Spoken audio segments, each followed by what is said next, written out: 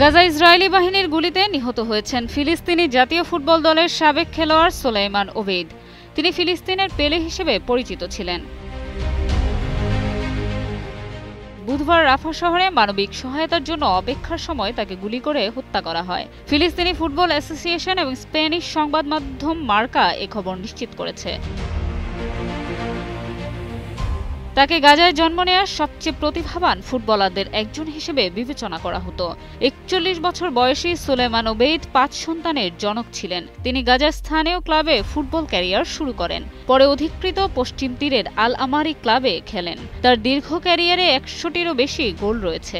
২০১৬ ও ২০১৭ সালে তিনি গাজার প্রিমিয়ার লিগে সর্বোচ্চ গোলদাতার খেতাব জেতেন। গাজায় এখন পর্যন্ত ৬৬০ জনেরও বেশি ফিলিস্তিনি ক্রীড়াবিদ ও যুব সংগঠনের সদস্য প্রাণ হারিয়েছেন। ইতোমধ্যে গাজায় ইসরায়েলি আগ্রাসনে নিহতের সংখ্যা ৬১,০০০ ছাড়িয়েছে।